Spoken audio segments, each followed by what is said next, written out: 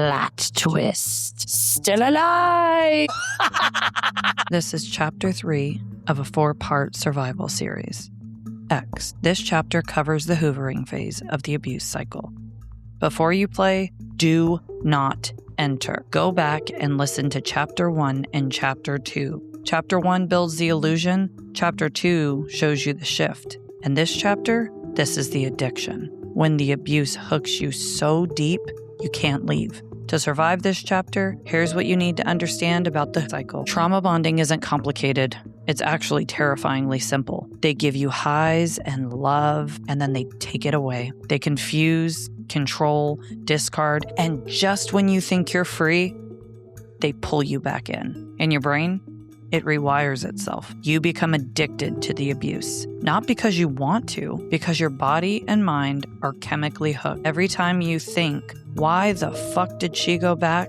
Remind yourself, addiction, chemical rewiring, no choice. Some terms you'll need to know. Triangulation, pulling others in to make you feel replaceable, unstable, or insane. Like in It Follows, the horror spreads from person to person, leaving you isolated and vulnerable. Flying monkeys, recruiting others to watch, report, confront, or pressure you. We're talking cult-like Charles Manson-style manipulation. People doing their bidding, making you question your reality and trapping you in the fucking nightmare. Smear campaign, lies and distortions, rewriting your character in the eyes of others. So by the time you speak, you're already the villain. This was the final 7 months of it. 7 months where every apology, every breadcrumb, every flash of the beginning dragged me straight back into the nightmare. I went back again and again, not because I wanted to, because I couldn't stop. And yes, dark humor is still included, absolutely fucking free,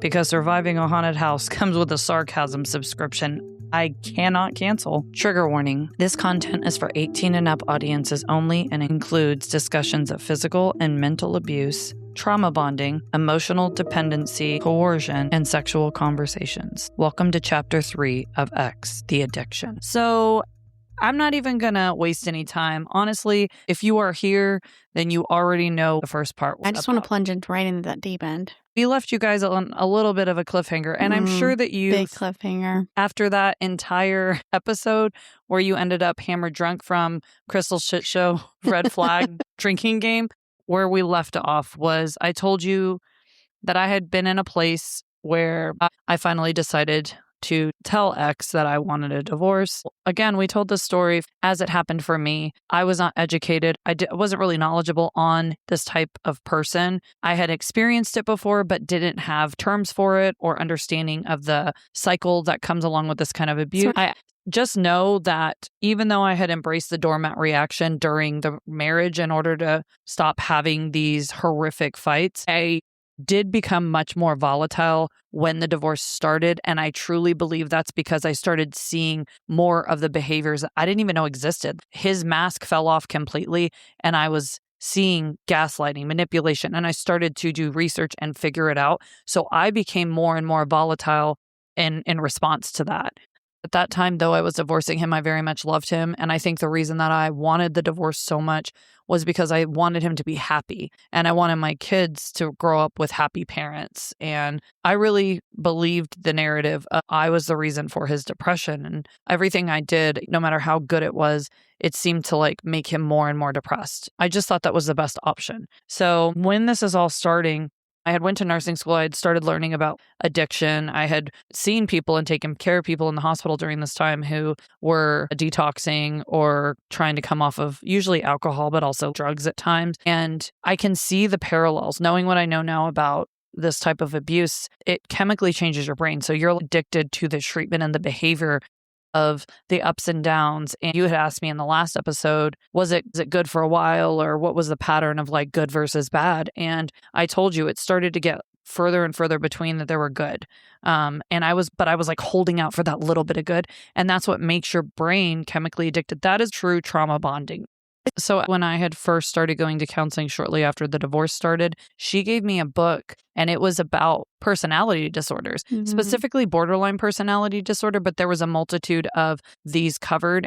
I read the whole book front to back, and I learned a lot about a lot of different ones. I also was educated in nursing school about him. One of them was narcissistic personality disorder, NPD. This is from my perspective. I am in no way a licensed therapist, psychologist, psychiatrist, none of those things. I'm only speaking from my experiences, what I endured. He's never been evaluated. I'm just saying these are traits of narcissistic people. So yes, she gave me a resource, but that was individual counseling. Because again, in a couple's situation, they're treating the relationship. I remember when I was talking to X, because he always called me, right? Before you could get the chance, obviously, because I did talk to you a lot, but he was not somebody that I would just call just to shoot the shit either. So when he would call me, I always knew there was an issue or that he was experiencing an issue and quote unquote wanted my advice. Right. Well, when he was trying to tell me something, I can't even remember verbatim like what exactly it was, but it was like a discovery where he was telling me, I think that Krystal has a personality disorder. And I'm like, I don't know, X, I don't know. Why do you think this? And he's like, well, I saw a book. The book therapist gave her this book. I was just thinking in my head, like, you don't even know. Yeah, okay. It wasn't about me. The book wasn't about me.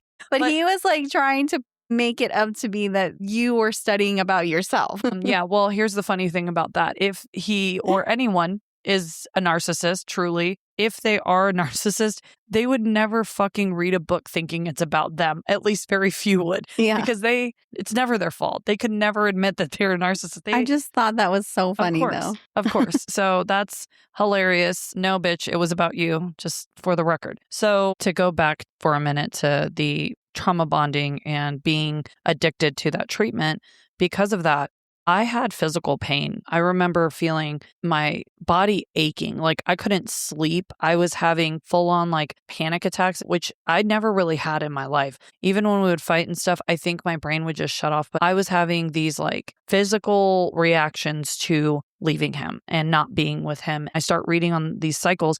I'm not sure which one he falls under. He wasn't cold at first. At first, he's like, let's make this amicable. Maybe we can just start new. We love each other, right? I knew I loved him. I assumed he loved me. I wanted to have a good life. I wanted to have a good co-parenting relationship. So we're going to live together in the same house for a little while. We'll kind of take turns. We don't want to uproot the kids. At that point, our oldest child was 5 and the youngest was about 1. Again, there was a part of me that was hanging on to maybe he would change, maybe things would get better, and maybe we'd get back together. I wanted that, but I also didn't change my mind on the divorce portion. Within a few weeks, X starts just subtly suggesting, hey, maybe we should both get on dating apps and just start seeing what else is out there. Because at the time, we were still being intimate sometimes because we lived together. Obviously, that is a huge fucking problem. And even me, I'm fucking collecting red flags, right? Like it was a pastime. Actually, it was probably professional. Like I could have played in the NFL of red flag collecting. Yeah, because when you guys mutually agreed to that and you said that out loud, I was like... Well, you knew, Hannah Montana knew. There were like 3 of you that we talked to about it. Most of the time when you and I talked up until this point, you would a lot of times get information from X about me, like you had said. But I wasn't telling you a lot of stuff because I was worried about how he would look. And he would throw me under the bus. And then I would finally kind of come clean with what had happened in my view of what was going on. And you're like, well, he didn't tell me any of that. Right. So at that point, we both told you we were doing this. And I was very against it. But as time goes on and I'm still living in this world that I don't create the narrative for, right, X-land. And I'm still also, as a friend, in that middle place where I'm not necessarily picking sides just yet. Really trying to be neutral, as was your husband, as were most of our, quote, mutual friends. But also, in fairness, nobody knew what I was enduring behind closed doors at all. So fast forward, a couple more weeks go by. This is very quick that this occurs. And I finally agree to it. But here's the crazy part is simultaneously, I start believing that this was my idea the whole time, that I wanted to get on the apps, like that I wanted to try this. Again, serial monogamous mentality here. So I reluctantly do it and also just accept that I'm the one that decided this. Saying that out loud is crazy. Crazy. So we start on like Tinder and different things. And I had never been on a dating app before. Fucking mind blowing for me. It's very overwhelming for women because you get a lot of people swiping. We would tell each other about who we were dating and what we were doing. He kept telling me none of them are like you. And every time I talk to another girl, I'm thinking about you. And I can just see this making us stronger and maybe we'll get divorced, but then we can get remarried. Yeah, I do remember y'all stating something like that too. Yeah. In my head, I'm like, but why do we have to get divorced? And then I'm questioning the divorce that was my idea. I'm telling quote unquote your idea. It was that actually the divorce was I told y'all. No. I'm talking about the getting on the dating app. Oh yeah, no.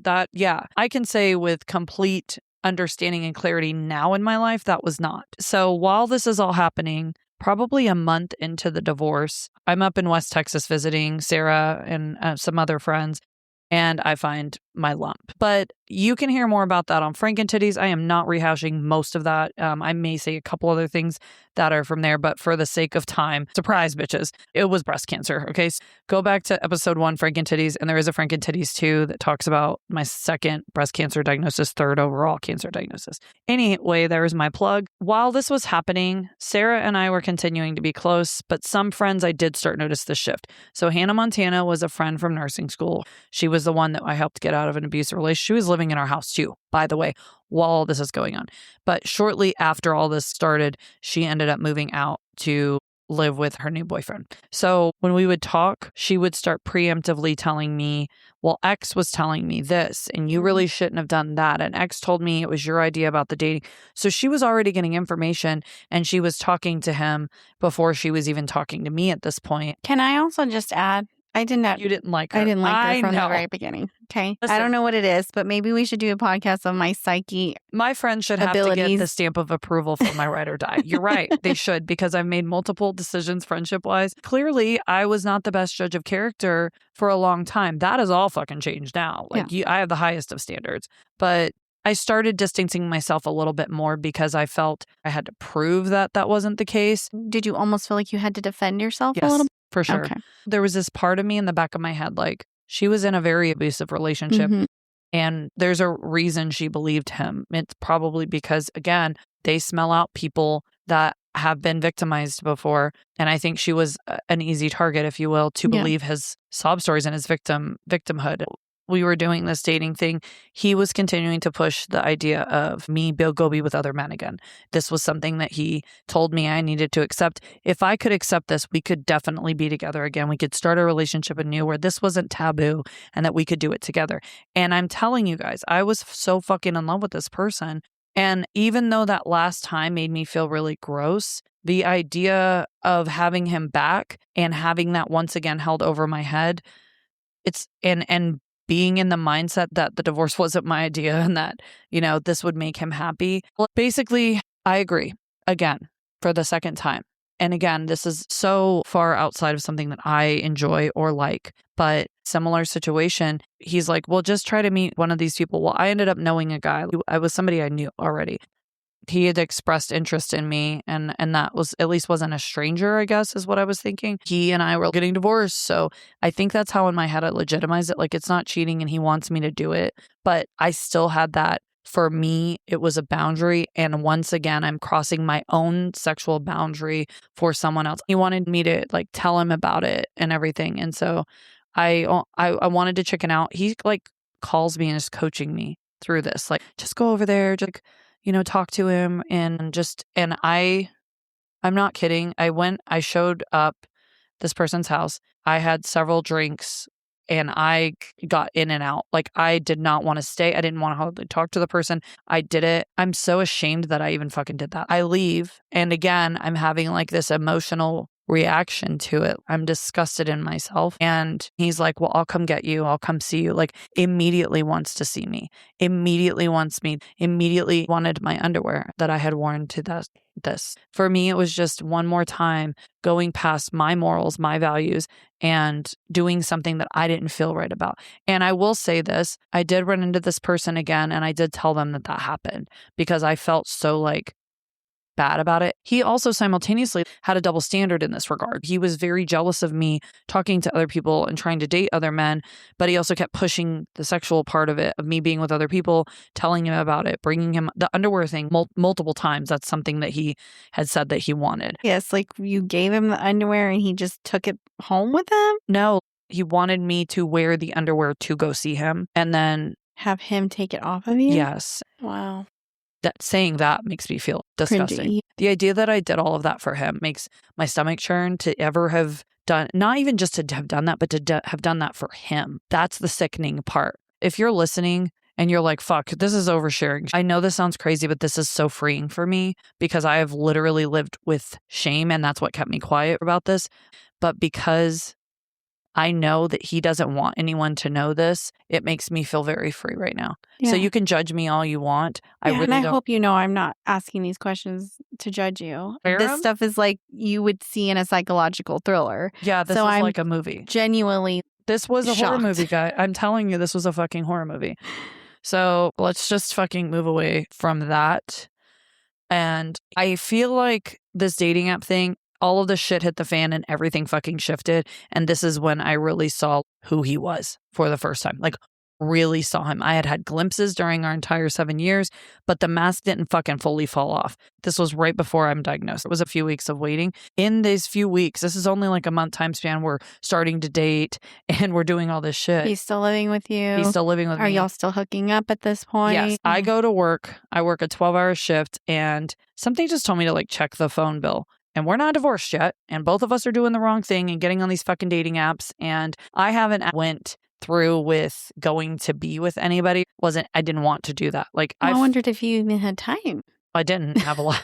Have a lot of time. And he was telling me he didn't because his leg was broken and it was hard for him and he was going to all these appointments. So he actually was in the military still because once they're hurt, they're kind of part of like this wounded warrior leg, but wow, that's fucked up. Guys, I support the military and I support wounded warriors and wounded veterans. But again, there are all kinds of shitty people in all walks of life. So he ended up being part of a unit for a while that was for people that were wounded. I'm on my way from work and I look at the phone and I see that I'm not exaggerating. There were probably 400 texts sent that day. And it was from the moment I left until a couple minutes before I walked into the door. And I'm pretty sure we had sex like that week. We kept saying, this is a bad idea. We shouldn't do it again, but then we would. So I'm like, who the fuck is he talking to all day? He's been telling me none of these women compare to me. He loves me. He's just doing this to go through the motions so that we can eventually come back together. And I see this and my fucking heart drops. I was telling him everything I was doing. I was showing him conversations. None of them went anywhere. I hadn't actually met up with anybody at that point. And I start texting him actually from the other room because we were sleeping in separate rooms. And I was just like, I see that you're texting 2 separate numbers hundreds of times in a day. And he's like, I don't know what you're talking about. I'm sure it was one of my buddies. And I was like, this is not how you fucking talk or text to any of your buddies. Not in the time I've known you. What are you talking about? Mm-hmm. So I knew he was lying. I literally I fucking put the person's phone number that I found, 2 of them, into the internet. And lo and behold, both of them come up with names from like the yellow pages or whatever. One of them was, we're going to call her Mariah, aka RV girl. Okay. So Mariah was the main one that he was talking to. I was just like, okay, I'm going to save this now because you're fucking lying. I go into the room where he's at and I'm shaking and crying. I'm like, I want you to fucking tell me the truth. You're lying to me. You're talking to these girls. How are you sitting in this room and you just were like wanting to watch a movie with me when I got home and wanting to have time and hold hands and you're fucking texting these people 300 times, 400 times in a day. He just had a blank fucking look on his face. And he was just like, well, sorry you feel that way. No emotion, no reaction. My heart is just shattering into pieces. I'm fucking crying. I'm screaming. I'm like, what the fuck is wrong with you? Like, how can you feel nothing and feel like you lied about everything to me? And he's like, I didn't lie about anything. And I'm like, I'm fucking showing you the text. Like, bitch, Mariah is on your phone. And he's like, oh, sorry about that. Yeah. And the sorry wasn't like an apology. It was like, sorry you feel that way. Very matter of fact. Agree to disagree. And I'm like, agree to disagree on fact. I feel like that reaction that you were having definitely puts in perspective that you totally bought in on the fact that you were hoping that you all would end up together again. Yeah, and it wasn't. And he had made this as an undercover, like, I'm going to be able to do sneaky things and do fulfill my selfish desires, still being with this woman, aka you, under her roof, and still be around my children. It's like he could have his cake and eat it too. And let's be clear, that roof was my roof. That was my grandmother's home that she actually gifted us before Right. she died. Thank God. She had not passed yet at that point, but she had went ahead and gifted it to us prior to her passing. So we owned it. And he actually put it in our divorce paperwork that when both kids turned 18, we would sell the house and split the money. Fucking agreed to this, right? After that, as soon as that happened, I was like, I don't know who the fuck you are. And when I say I went back to being volatile, being lied to by somebody that you love in your face and the degree in which he didn't give a fuck, I felt something like just snap inside of me. I had went a long way of being the doormat, and that stopped that day. Like, I went back into being this extremely emotional, unstable person. I kicked him out. I said, get the fuck out of my house. And then he's sitting in his truck. It's running. And he did this a lot. Sitting in his truck running, and he's on the phone with somebody, right? And I can hear a female voice. So I tell him to leave. He doesn't leave. He just sits in my driveway. I'm not proud of this either. After the last one that I told, this is probably the least insane thing that I feel like I did. I had not taken the trash out yet, and he had been home all day and hadn't taken it out. Bunch of fucking dirty diapers in it and food and shit. I took it out, and I literally dumped it all over the back of his truck and over the front windshield. And then I poured apple cider vinegar all over the front of his windshield.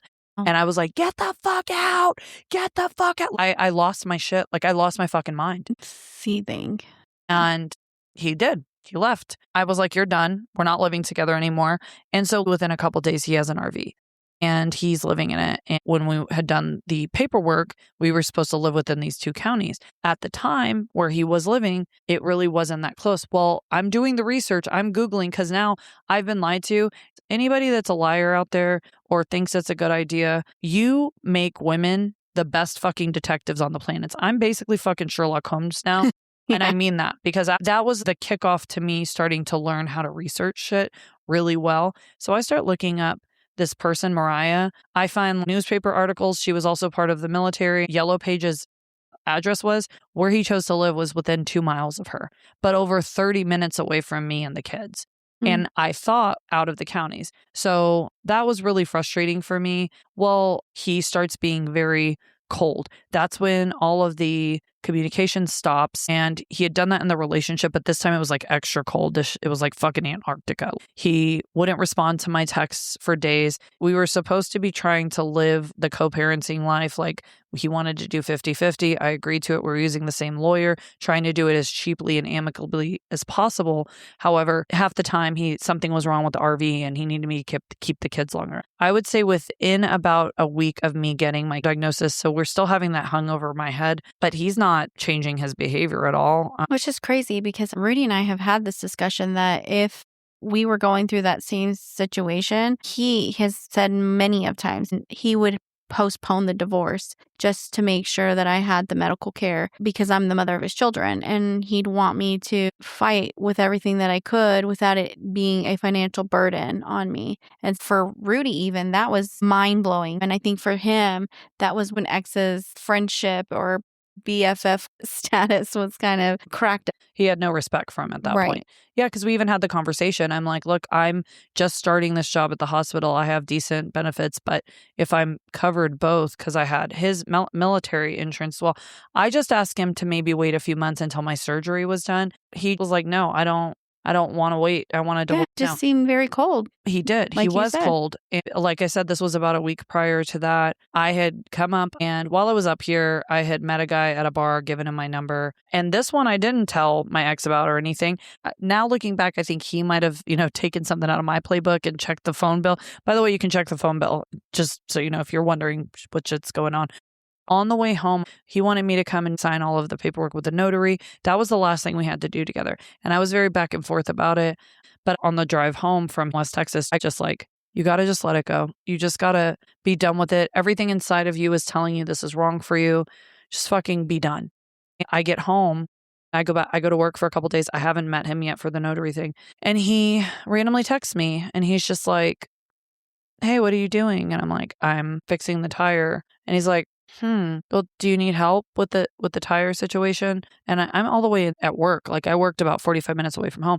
And I'm like, no, I'm fine. I'm trying to just move on and move forward and be nice. Something was wrong with his RV at that time. He was staying at my house to watch the kids, but I was staying somewhere else. I was like, we're not sleeping under the same roof anymore. And so he's like, well, are you going to stop by the house at all? And I was like, no. And he's like, oh, dang. And I'm like, oh, dang what? You've been fucking ice cold to me this whole time. This is where I'm going to use the term hoovering. He's starting to hoover me back in after that cold, right? So I'm texting this dude that I met in West Texas, and he's actually, I'm going to say it again. He's throwing up red flags. I can't even take myself seriously. He started telling me about how when he was younger, he was like sleeping with his teacher and like he was in love with her. I remember that. Yeah. And I was just like, I don't know. That set off the alarms. You're like that purple little zapper thing in the freaking night.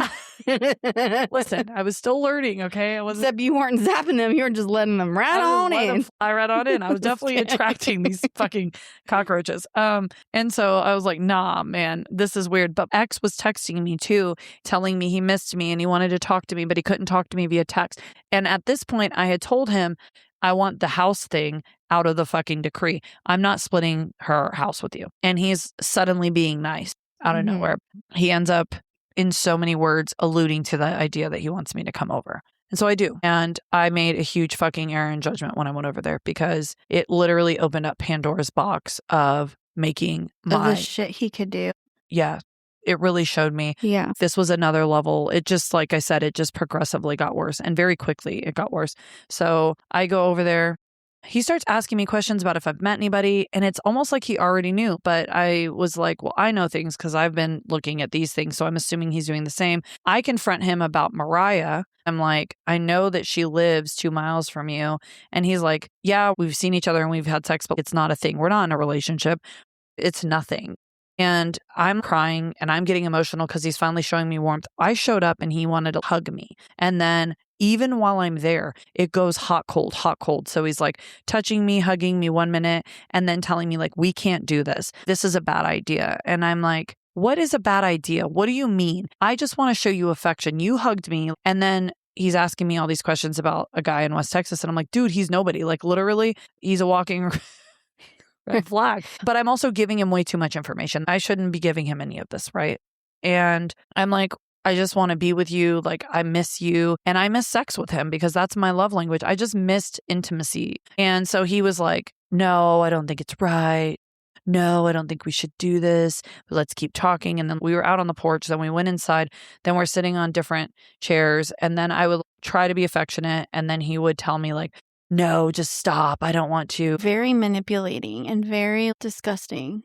Well, with the idea, how back and forth he was in that immediate moment. Well, it was so confusing to me. And I wanted to say he did say no a lot, but there was nothing sexual. We were discussing the idea of being intimate and we were discussing working it out. And there were a lot of no's involved in that, but it plays a role in what I'm about to say next. I finally start shutting down because I'm so fucking confused as to what is happening at this point. I just sit on the couch and I am like blank stare again. And I get up, everything in my body's like, you need to leave. And so I just say that. I feel tears streaming down my face and I'm like, I think I need to go. That is one of the few times in my life that my body was telling me, get the fuck out of there. And then he got up and he came over to me and he started touching my stomach. And I was like, wait, I pulled away a little. You just said like, we shouldn't do this. And right. You were giving me all these mixed signals. And I don't want anyone getting hurt at this point. This is all so fucked. It's all so diluted. It's so bad. And he's like, neither do I.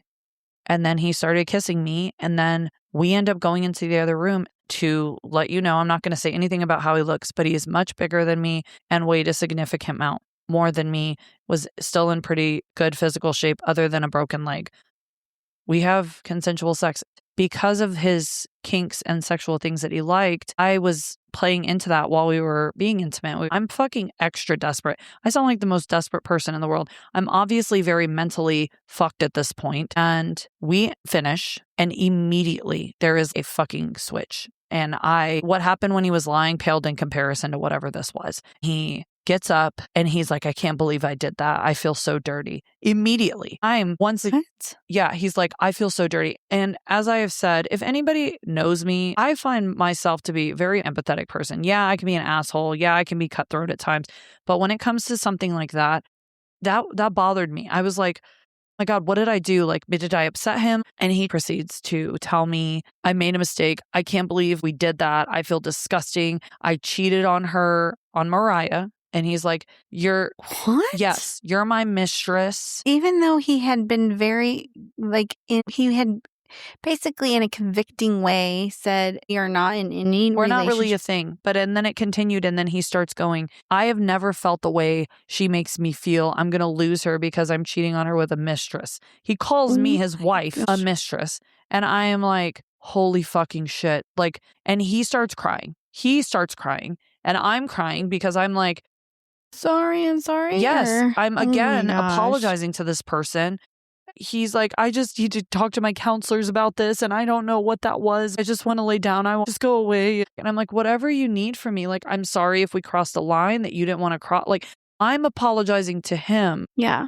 From a friend standpoint and just some of the scenarios outside of this, you have always been very cognizant about whether or not you did the right thing, and you've always been overly apologetic, even times when I'm like, you didn't do anything, especially if we went out drinking or something. You always have been one of my friends that have always thought you did something wrong, even when you didn't do anything wrong. And I always wondered where that came from. But to me, it's like he perpetuated that and knew that about you. Exactly. I wholeheartedly believe that night was extreme manipulation and calculated to a point. I leave because he is staying there, and he goes back to his place, and it's cold again. We have a kids switch off, and he's like, put the kids' stuff out on the front porch. And so that next day, I felt horrific. I feel stupid. I feel all of the things. I told, I think, 3 people what happened. You, Hannah Montana, and one other friend that was a mutual friend. Basically, I told them exactly what I just told all of you 34 listeners. And Sarah, you were an honest friend, and you told me, you fucked up. Why are you having sex with him? Stop doing those things.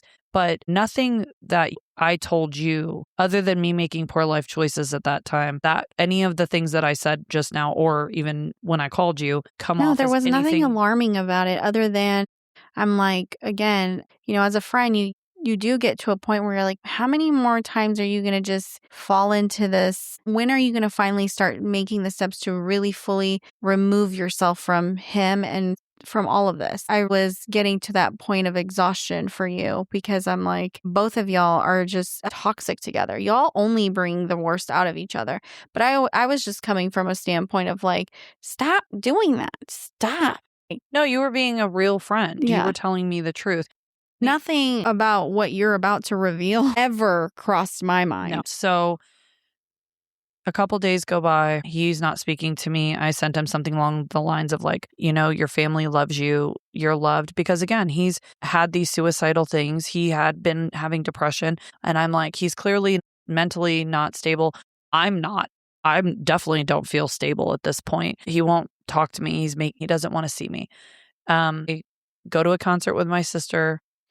And on the way home, I get a call from Rudy, your husband. Again, what you're about to reveal, I was not the first to hear this. He did not call me telling me this. No. He calls your husband, who is in another country working. Yeah. And Rudy didn't call me hardly about any of this shit. Like, no, he actually stayed away. He tried to stay out of it. Yeah. He calls me and he's like, Krystal, X called me and he told me that you raped him. And I really think it's time for you to lawyer up.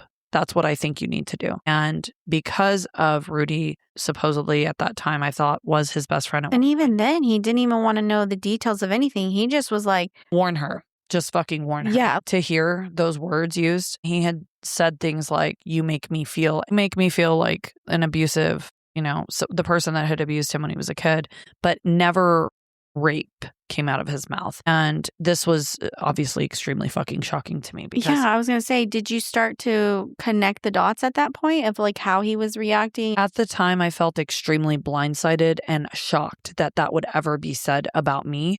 Because we did your podcast, it triggered me a bit, and I got emotional after your podcast because I was like, fuck, dude, we say always believe somebody. And for the most part in my life, I do. If someone tells me they were sexually assaulted, male, female, whatever, I believe them. Men can be sexually assaulted, happens all the time in prison. It can happen with spouses. But typically, it's not nearly as common. We're not going to go down the rabbit hole because the bottom line is I did not. But I had allowed him to make so many other things a reality in my brain that one that he was now telling people, and we're in the middle of a fucking divorce with kids. I was like, holy shit. I didn't put the pieces together that honestly, that felt very much like a trap now looking back. This is when, for me on the outside looking in, was when I saw who he was, the mask fall off. The switch get flipped on you. I get a call within a day or two, or I believe I might have even messaged Daniela because I told you Hannah Montana started shifting, but this was the fucking final nail in the coffin for me. Daniela lets me know. I think she called me and she's like, hey, just wanted to let you know, I know you had called me upset about that night. I heard from Hannah Montana that he's telling her that you raped him. And I'm like, so now second person telling you this as fact, and she is passing it along as if it's fact, and just never so spoke people to me. Have context. Rudy does not know Daniela.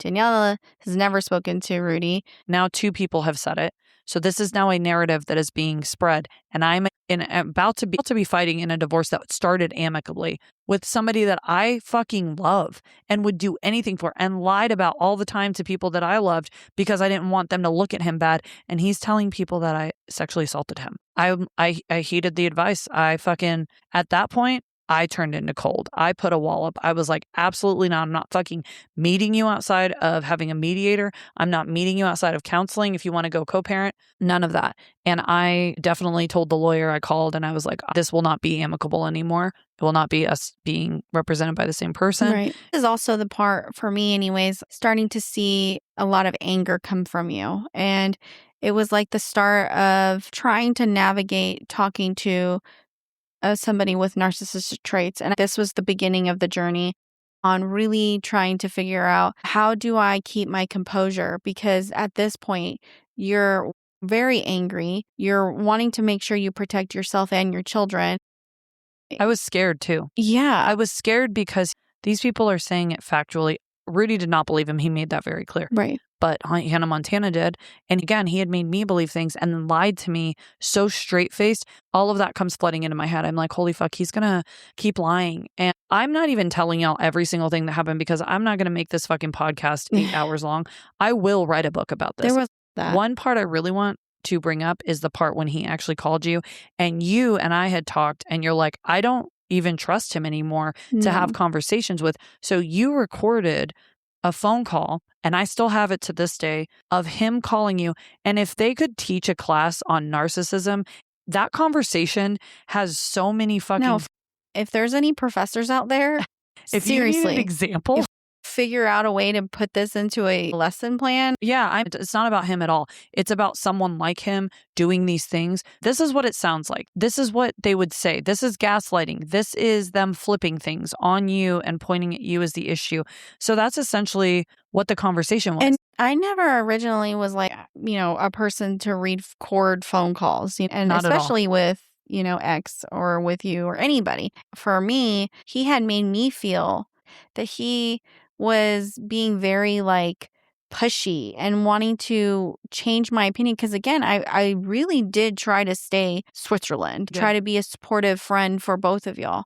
Even though I saw all the red flags and was like, man, but he started becoming a little pushy with me on trying to change my opinion about something. Even being Switzerland was a problem for him. He was bringing up feelings for me from past relationships. It was just grossing me out. The other thing too is there was one time when he was trying to make me say stuff and maybe use it against me. And you would confront me about it. And I'm like, I never said that. I've been staying Switzerland. And so for me, it was like, oh, no. He would use you as a way to manipulate me. Yeah. There was triangulation, which and is another even Rudy, thing they do. he was starting to get really pissed off of how involved and how much he was calling me and was like, Sarah, this is not right. Well, that recording, you're asking him valid questions. I'm going to put it together in a nutshell rather than go through all of it. I'm paraphrasing. She won't come near me. She won't even talk to me. And you're like, well, you accused her of rape. So I could understand that. And he's like, well, I'm only going to use that against her if she contests the divorce. It's very clear that it's blackmailing. She's like, I just have a hard time. What do you mean she raped you? Krystal told me about that night. And you were just like, can you tell me like what you meant? That's why I brought up the no thing. I said no. I said no a bunch of times. Yeah. I said no. And that's it. I know you don't want to go through the whole conversation because it was pretty lengthy, but I did tell him several times, well, if that's true, why not call the police? Why are we even having this discussion? You shouldn't be telling all these people that she did this to you. If you really felt that way, you should go and get help. And for the safety of your kids. Like, you Yeah. even mentioned that. And he's like, nope, that's not what my counselor said. My counselor said, we can deal with this after the divorce is done. I just need to hurry up and get the Didn't make any divorce sense done. to me. No, and then you even confront him about Mariah, the RV girl, and he's like, no, Mariah, who's that? I went on like one date with her and we texted a little. That was it. Very downplayed of everything he told me. He never wanted to talk about his stuff. No, Yeah. not at all. He even at the end, because you wouldn't believe that it was rape, you were like, I don't know. I just don't know how to feel about this at this point. You guys do need to go and have a mediator. And he turns it on you and he's like, counselor said it was rape, textbook rape. Yep, you said no. She said this would happen. And the that you would counselor say. said this would happen and starts fucking blaming you. Yep. And what makes me the most angry about this whole ordeal, even now I'm still like, fuck you forever to him, is because you had been sexually assaulted. It had actually happened to you. How fucking dare somebody call someone that's actually been sexually abused? And he knew some of that because he knew about the incident later in your life when you were married to Rudy, for sure. But like I said, I think they have a sick sixth sense about this and can sense that on people. He was the first person since all of that for me. I told you even in episode 19 about me becoming assertive, and I was still on that path of being assertive. And I definitely remember feeling and thinking to myself, I will not let no man, no offense to all the men, I'm not saying all men are bad, but I will not have no man tell me how I'm feeling or how I should be feeling or how I should take things. And the fact that he was trying to do that to me just made me cringe so much. And I was like, I'm done. Yeah. And even in that recording, that's when he brought up the book. It was like, I think she has a disorder. I think it's borderline personality disorder. I'm like, this motherfucker saw that book on my nightstand. It was about you. Anyway, I digress. By the way, I did go to a lawyer. I told him everything that happened. I was like, he lies with a straight face. I think he believes his own lies too. I do believe he thinks that because he makes his own narrative. So the lawyer goes, it just depends on what the judge believes. If he can make that judge feel sorry for him and actually believe him, then it is a risk and you could potentially have this be an issue with your kids. It scared me so much. I was so fucking terrified. Within a couple days of this happening and me contesting the divorce, he texts me and he's like, all right, well, since you want to contest it, I can't afford to live here and pay the rent at the RV spot anymore. So I'm moving in with you and I'm going to park my RV in the back and we're going to live together until I can afford to move out. And I'm like, what the fuck are you talking about? So he literally comes to my house. I record because at this point, after that and after hearing the recording that you had, which just broke me down more, I just couldn't believe the lengths that he was going to. He shows up. He calls the fucking cops. Cops come out. Obviously, you know where I'm at with the cop situation because I have not had any of that fare out well for me. Unbeknownst to my ex, when I found out he was doing this, I went down to that commander who was running that Wounded Warrior unit and I confronted them and I was sobbing, crying. So like me going in there as this woman saying that my ex is accusing me of rape and being told by their military counselors that I raped him. I want to know what's going on because we're in the middle of a custody agreement. And oh, by the way, he's also living 2 miles away from a woman that he's in a relationship with who's also in the military. And I don't want him fucking up my life anymore. I don't want to say that the commander laughed in my face, not at me, but at the whole scenario. He had to clarify. He's like, I'm sorry. Are you telling me that you forced yourself upon him? Like, make that make sense. Because at first I think they thought I was saying he did something to me. And I'm like, no. He's accusing this. I told him everything. I'm like, he's threatened suicide. He's held guns in his hands while he's done it. I just want to be safe. I want my kids to be safe. I don't know what to do. I need him to stop trying to fuck with me. And they said, all right, we'll make sure that happens. They gave me their personal numbers, both chains of command, the leaders, and I left with their names and their phone numbers. So he pulls up, tries to move in. He has siblings that are police officers, so he fucking thinks he knows the law. He's got them on the phone trying to tell me, no, legally he's allowed to live there because he doesn't live anywhere else. I stayed so calm, but internally I was so fucking scared that he was going to end up back in my house, and especially with this, because I'm like, I'm going to end up going to jail or some shit. So I tell him in front of X, I was like, I went down and spoke to his chain of command today about the scenario. He's made false allegations against me. He's like, no, you didn't. And I said, yes, I did. And he's like, oh yeah, what's my commander's name? And I'm like, Commander Smith. That wasn't his name, and his fucking jaw dropped. Just like in counseling, like call my bluff. You called his bluff, yeah. Yeah. And I was like, yes, I spoke to him and you're supposed to stay away from me. I pulled the police officer to the side. I think it helped that I was so calm and I was honest. I'm like, he's made accusations that I sexually assaulted him. I cannot have him in my home. We're literally in a divorce. The cop was super understanding, goes to talk to X. X is acting belligerent, pissed off, fucking throwing around his siblings are cops and all this bullshit. So the fucking officer writes him a no trespassing and tells him to leave and he can't come back on the property. And I was like, thank fucking God, finally something goes my way, right? Well, then I go inside, I get a call, and I'm talking like 10:30 at night, I get a call. It's the officer, and he's like, I'm really sorry, but I have to tell you that technically is null and void. And I couldn't remember exactly why, but he was allowed to move back in. He's like, but I'm going to do you the favor and not call him tonight. I'll let you sleep, and then tomorrow I'll call him. And in the meantime, you should call his chain of command. And I was like, done. So I called the chain of command, told him what happened, and they were like, we'll take care of it. And so he did not try to move back in with me again. I think it's very telling that most sexual assault victims are not going to put themselves back in a place where they would be sexually assaulted potentially again. So that was a really hard lesson for me.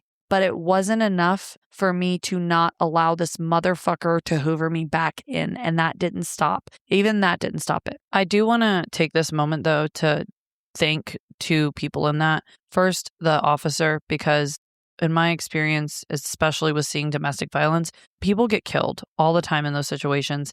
And this police officer, though it wasn't, quote, by the book, and I don't know if he got in trouble for this or not. I pray to God that he did not. If he fucking stumbles upon this by chance, thank you. I want to thank you so much because I know that something really bad, horrible would have happened and maybe it would have changed the outcome of me having my children because I couldn't imagine having to be in a home with him at that moment. Secondly, I want to thank the chain of command at his unit. So often the military men that I've known have been like, I can't talk about my mental health issues. I'll get kicked out of the military.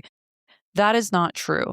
Unfortunately, my ex abused the resources that the military had. He used them as a way to manipulate me. In full transparency, I don't even know if he ever fucking saw a counselor. He told me a counselor said something. He told you a counselor said something. Right. I never saw any paperwork. And I don't know a counselor that would ever tell somebody, hey, don't report a sexual assault in the middle of a divorce because then it'll throw the divorce off track. That doesn't make any sense. But whatever. I finally get my results and I find out I have breast cancer. I'm unbreakable, but I definitely shatter and then pick the pieces up and put them back together. And that was the time I fucking shattered. I couldn't fight both battles. I couldn't fight him and I couldn't fight this. And I was just like, I have to focus on the cancer journey.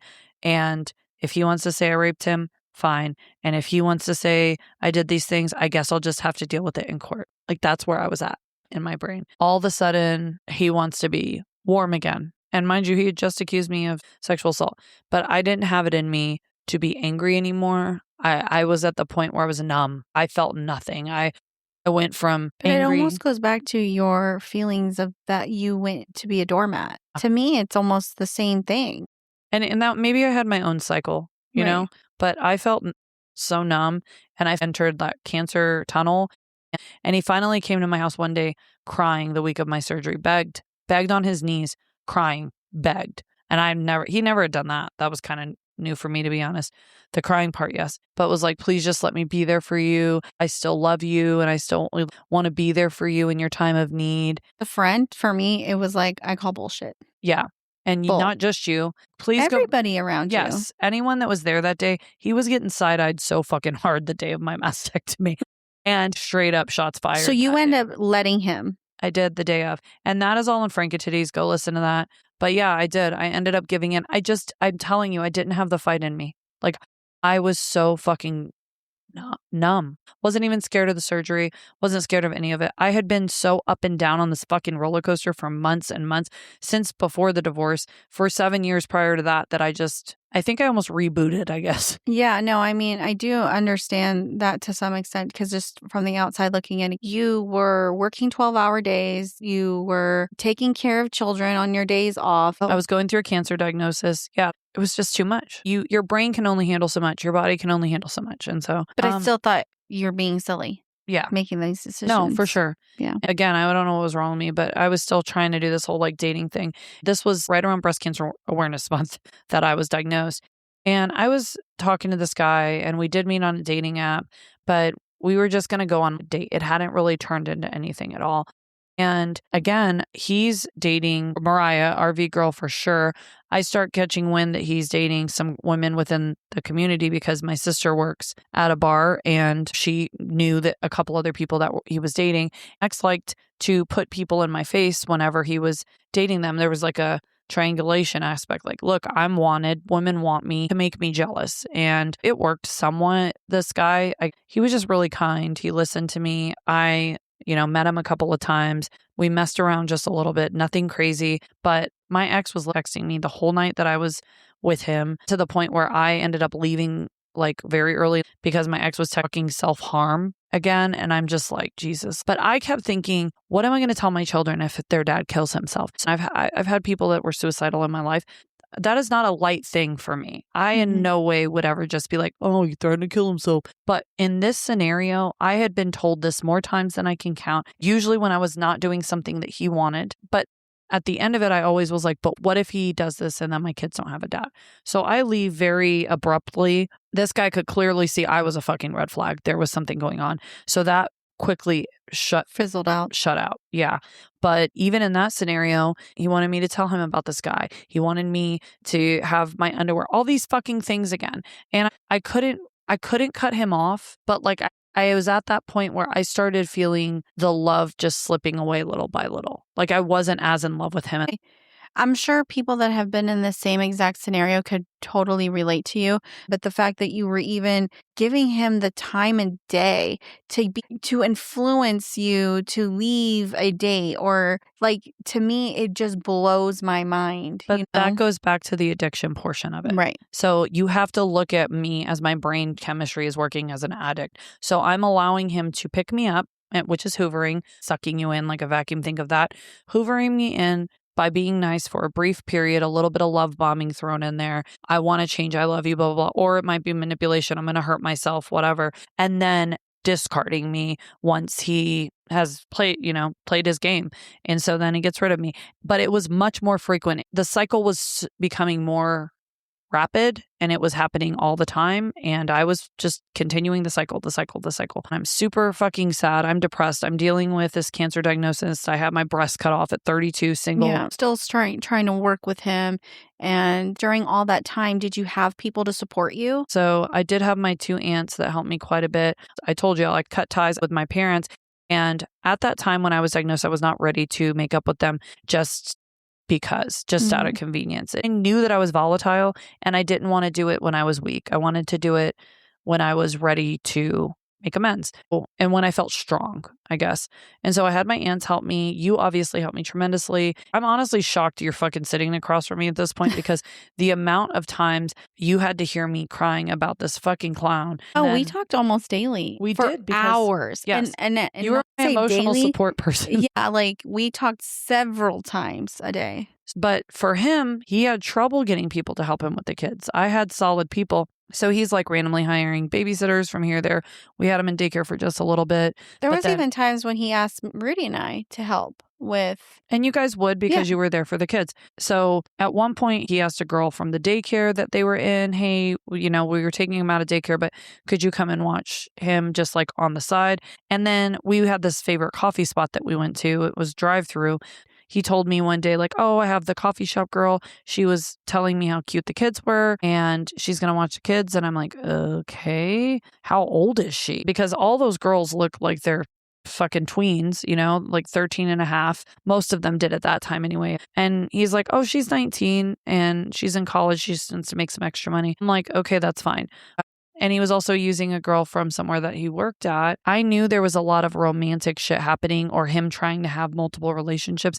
And in the midst of all of these things, I just had a lot of questions. And I was doing all this research. I needed to know. I think deep down it was like freeing because the more lies I found, the less I loved him. And it was like feeding that. And you could almost pair it with the things that you were learning about the narcissistic traits and stuff. Right. So, and during this time with getting the babysitter, the divorce is still pending. So he's getting babysitters, and the divorce started in August, and it takes 90 days, right? Okay. Because ultimately, I did not get another lawyer when the cancer situation came. I just like, fuck it. We're just going to roll with amicable 50-50. Awesome. Because realistically, I was the one that took care of the kids 90% of the time. He went ahead and agreed about the whole house thing and all of the things that you had demanded prior. Yeah, because I refused to sign the papers till it was changed. And he wanted a divorce. And so I think he's in a relationship with the RV girl, Mariah, but like neither here nor there. Mind you, I have children with this person, right?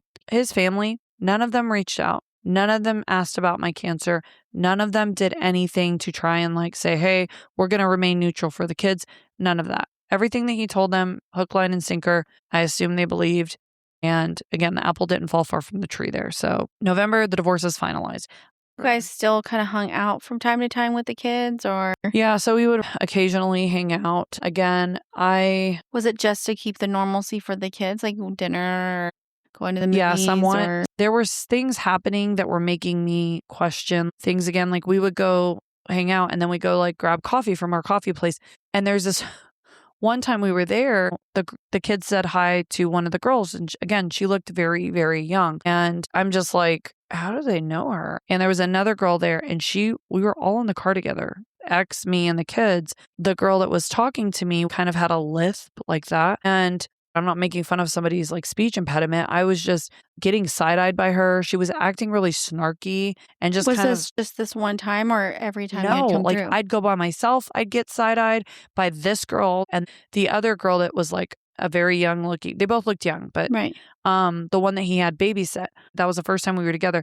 So we pull up after I get the coffee and I'm like, why am I getting fucking attitude while I'm getting coffee? I don't understand. And he's like, well, who did that? What are you talking about? I'm like, the girl with the lisp, like she was the one that was giving me attitude. And we'd already pulled out, right? So fast forward, I'm going to work one day. I stopped to get a coffee because I work night shifts. And the girl with the lisp was there. And she goes to hand me my coffee. And she's like, Amelia. And I'm like, what?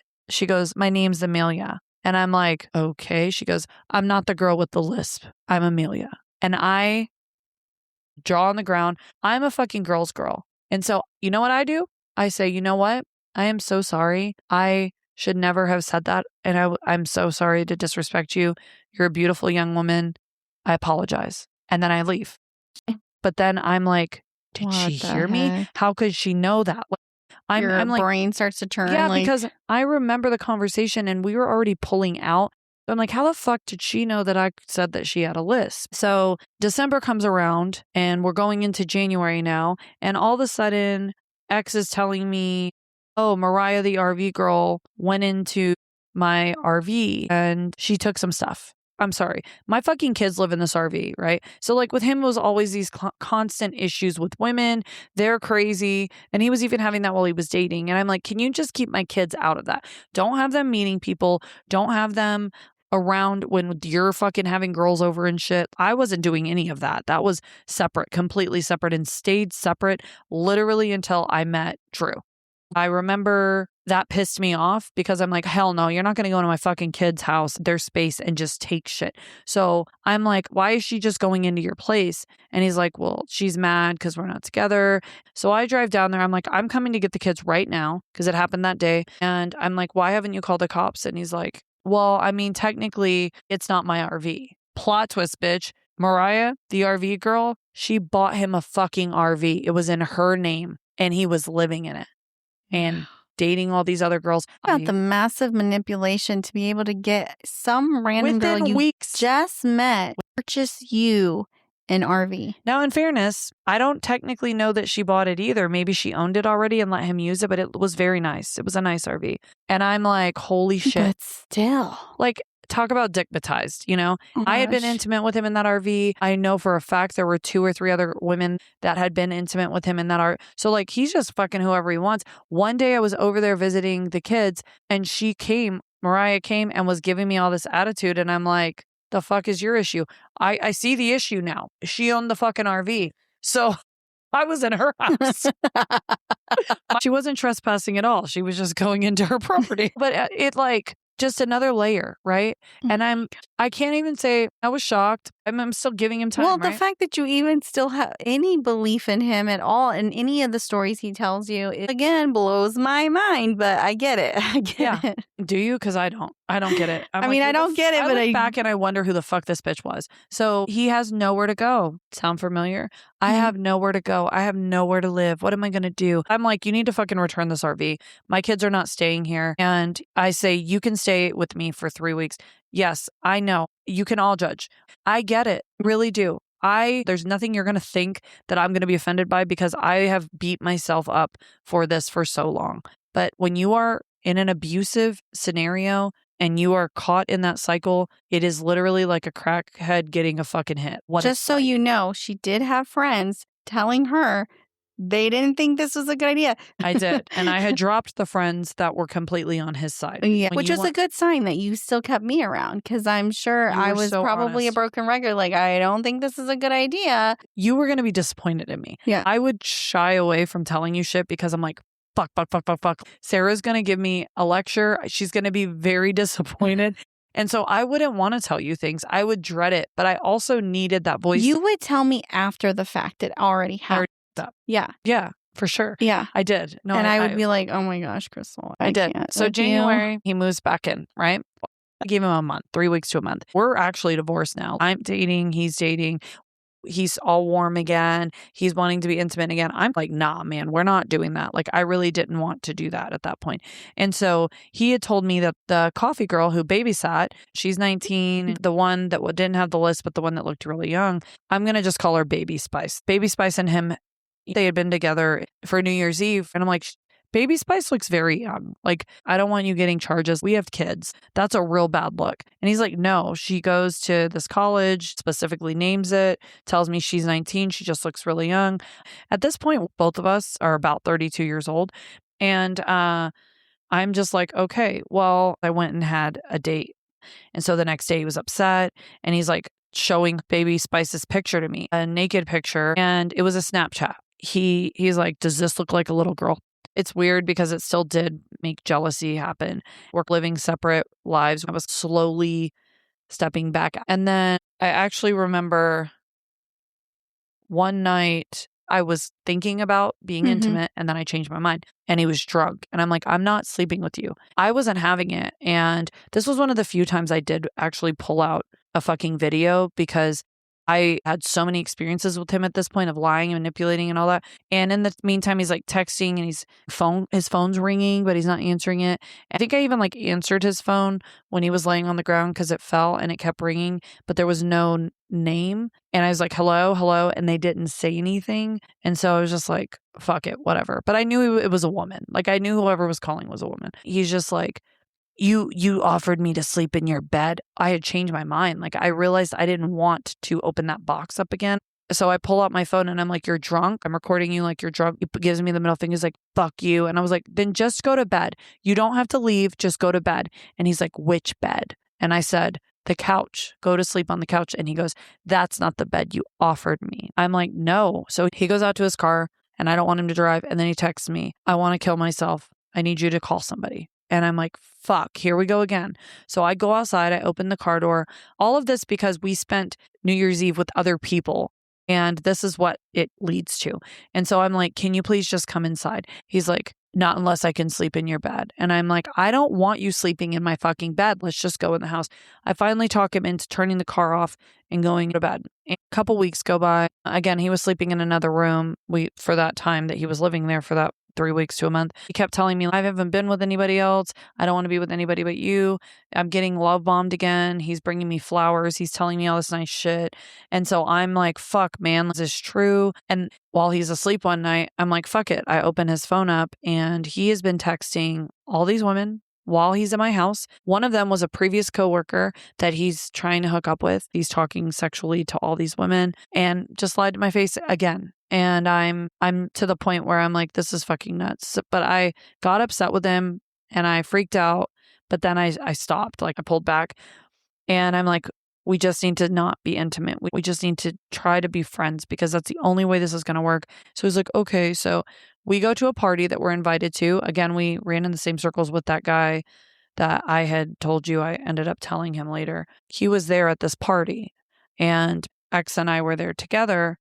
Well, as the night progresses, X goes out of his way to talk to that guy. Wow. Goes out of his way and is being nice and all that. Because I saw him and I got anxious. I was like, fuck. But he was like, no, it's fine. Like, everything's fine. So we're talking, we're hanging out. Everyone is having a fun time. All of us. And then he got mad at me at a bar and leaves and goes get the truck. Well, I run after him. I get in the truck and he starts slut shaming me and telling me, oh, you wanted to be all buddy with that guy that you fucked. Completely changes it. Not that he had wanted me to do that and coached me through it. And once again, told me that our relationship might work if I do this one thing. No, none of that. It was, you're being a slut. Why don't you just go fuck him again? At any point in this moment, because you just saying that out loud, did you ever reference any of his past exes? Like, oh my gosh, like this sounds so familiar. I think that I was starting to connect dots, but it wasn't until later. That love and that addiction was so blinding. It really was. The rose-colored glasses still hadn't fallen off, still hadn't been ripped off my face yet, which is insane. I know it's crazy. I get it. But I was like, fuck you. I know a lot of people in this city. And I got out, I walked back to where we were at. And one of my close friends worked at that bar. And I was like, I want to stay the night with you. Well, that guy, he's like, what happened? X got pissed off and just left. And I told him the truth. I was like, I'm going to be honest with you. That one time we hooked up, he was wanting me to do that. And I'm sorry. Like it felt wrong. And he was super understanding. He didn't give a shit. He got laid. Like he really, total dude, total fucking guy about it. So thank you for not making it a big deal, but I'm somehow still the bad guy in this scenario. He's blowing me up all night. Like, where are you? What are you doing? So after that, I truly just wanted him out of my house. This wasn't working. He moved out, got a townhouse type thing in the same town this time. We went back to the 50-50, the decree. And for a couple months, I was holding out pretty strong. But again, there was a lot of hot and cold and he was wanting to be with me. And I think we were intimate a couple more times through those few months, but then it went back into cold. It was very limited. I think there was only a couple more times, to be honest. And I was still trying to date, which again, I had no fucking business doing. At all. I was in no way equipped to try and date. I said in the beginning of the first one, this is a cautionary tale. I truly mean that. Do not live your life like this. For the love of God, anyone that's listening, even if you're judging me, that's fine. Just don't let your fucking kids go through this. Warn them about relationships like this. There really hadn't been a lot of blow ups since that January when I kicked him out. There was minimal issue after that. And mostly just him trying to push back in saying, I miss my family. I want to come back. I love you. But once he was out, I knew I'm not letting you back into my house. I think it's April at this point. I go out on the town in the local area, just bar hopping and whatnot. And I went out with my aunt and he's messaging me and asking me what I'm doing. And at this point, we're kind of cordial. He's like, well, what do you think about me coming out? And I'm like, no, I think that's a bad idea. And I told him that, especially after that shit had happened. I was finally trying to learn from my lessons a little bit. And he kept pushing it. Like, I can't tell you not to come out, but I don't think you should come out and hang out with us. Well, he still shows up at the bar that we're at. And guess who's fucking there that night? It is the dude that I first tried to date. Again, he goes out of his way to talk to him, knowing who he is. And they had a mutual friend that, side note, that guy, he was also ex's quote best friend. And he actually ended up having to be run out of town because he was roofing his fucking employees. And then he was videoing what they did while they were drugged. And then he was blackmailing them with that. We'll call him fucking Jeremiah was a bullfrog but that's the kind of person that he was. And he was also a big component of validating all of X's poor decisions. They fed off of each other with that, both of them. So we're out with them. We're having fun. We're having a good night all night. And then he comes up and he starts slut-shaming me in front of my aunt, telling me, oh yeah, we're just fucking taking shots with your ex-boyfriend. And I'm like, we were not even in a fucking relationship. You and I still technically weren't divorced at that point. I was your mistress. Remember, he just would not stop. And he was telling me, you're just like your family. You're an alcoholic. You're a piece of shit in front of my aunt. My aunt's just like, oh, fuck. Like I said, I can be mean as fuck. And I was like, bullshit. I said, he wasn't my boyfriend. And after I was with him, we didn't even have sex. You wanted me to tell you exactly what happened and bring my panties over to you and shit. And you wanted to hear all about me being with somebody else. And he got so fucking angry. And he was just like, fuck you. You're a fucking bitch. He was in my face. He called me every name you could think of. And then he walks out. He's like making a scene in the bar in front of my aunt. So I'm like following him like, fuck you. And then he tries to leave. And I try to like get into his truck. Because again, I'm volatile. I'm losing my shit. And those types of things just set me off. My aunt grabs me and I'm just like embarrassed, humiliated, crying. And I should have went home. But instead, he's texting me and I end up going to his house. And he starts by berating me further, telling me I'm wrong. How dare I bring that up? That's not what happened. I'm the problem. I'm the slut. I'm all of this. And I'm just sitting there taking it. He also threatened to call the cops on me again. And I'm like, I didn't even do anything. Like, what are you going to call the cops on me for? And then all of a sudden he's like, well, if you want to make it up to me, like, come up to my bedroom. Stupid fucking me. I go to his bedroom and we start messing around. And he starts talking to me about how he would love to have a threesome with women and specifically brings up Baby Spice. And I'm like, she literally looks like a 13-year-old. I am not doing that. I don't understand why you keep bringing this up. And he brought up another girl as well that he was dating. And I'm just like, this is too much. This is not my thing. I've told you no. He's like, fine, then get the fuck out. And he pushed me off of him. And I stood up and I just lose it again. I'm just like screaming at him and I'm like, fuck this. He's like, get the fuck out of my house. I'm about to call the cops on you. Get the fuck out. I don't want you here. You're trespassing. And so I'm like, fine. And I'm yelling back though. And he grabs me and he starts shoving me out of the bedroom. And then it dawns on me, my purse is still in there and it has the keys in it. So I fucking pushed back on the door and I go in and I snatch my purse. And then as I'm grabbing it, he's like, get the fuck out of my room. And he grabs my arms very, very tight. I'm like, let go of me, stop. And my feet are dragging. He's like shoving me out of his bedroom. And then he picks me up in the air and throws me as far as he can into the hallway. And I land on my arm and my leg. And my arm was in a lot of pain. And I'm just like crying on the ground. My internal voice is telling me all the things everyone's thinking when they're listening to this. Like, you should have never went there. You're a fucking idiot. You're stupid. That is the voice that's in my head all the time. I didn't think I deserved any better than what was happening to me. I really thought that this was my fault. And then I continued to allow this to happen to me. And he stood over me and he looked down at me and he's like, ha, ha. It was almost like a movie character laughing over me. And he was saying, ha. Psycho. Saying it. And then he's like, I showed you, just like your whole fucking family.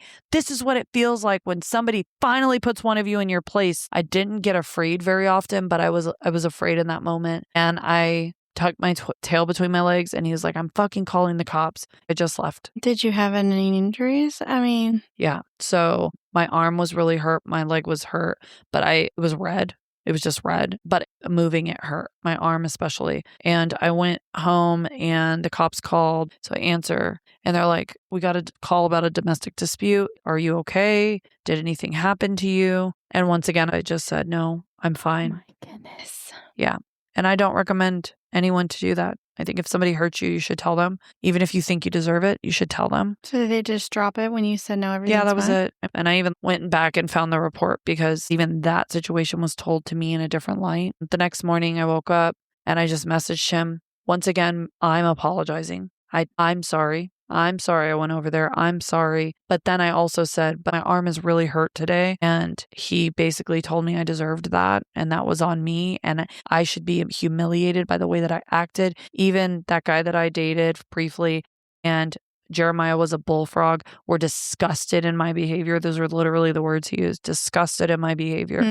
And I'm beating my head because I wasn't drunk. I drank a little bit, but I remember all of this very clearly. What were they disgusted by? What did I do at the bar? Like, they didn't even see the altercation. They weren't there at that time. It was just me. No, he told his version. Right. Well, again, I'm like, still, after all of the shit he's done, after the lies, after the accusations. Still believing what he's telling you? But I think I knew deep down. And so I reached out to both of them via Facebook Messenger because I don't think I had that guy's number anymore.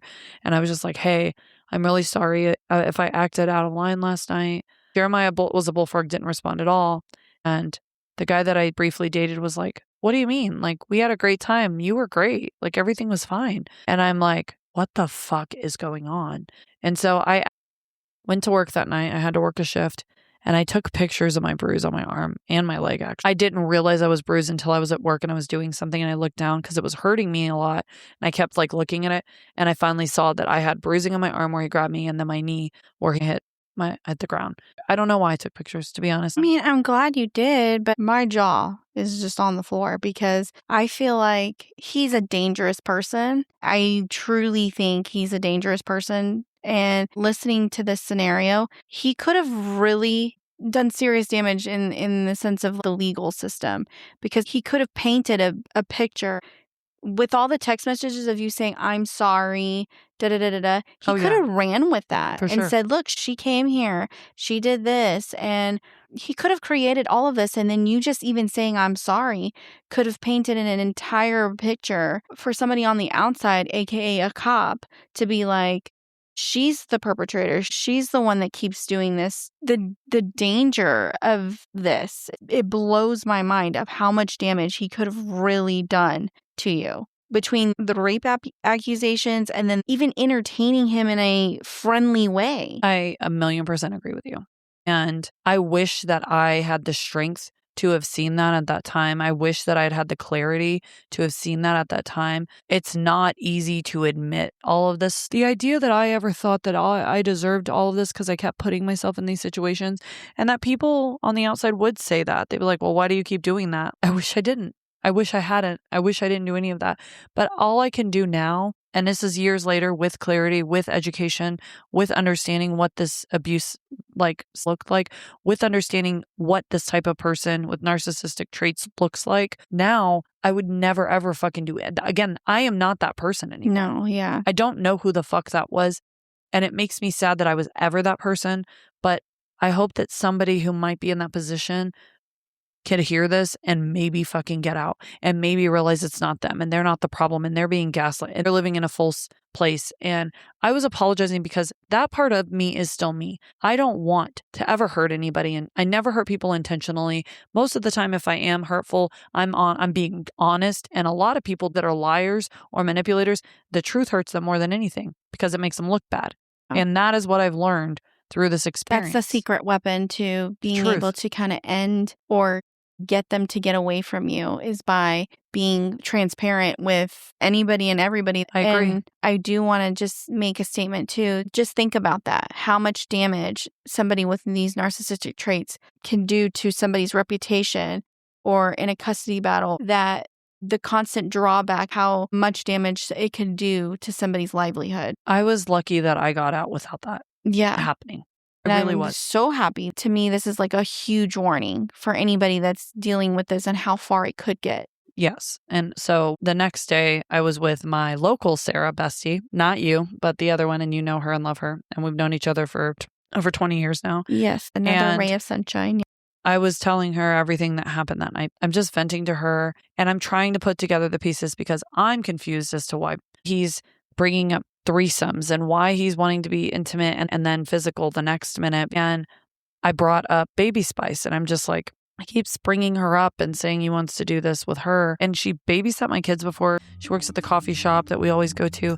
And she's like, wait a minute, does she look like this? And I'm like, yeah. And I was describing her, and she had recently gotten like a new tattoo. And she's like, she just got that tattoo a few weeks ago because it was her 18th birthday. And I'm like, what?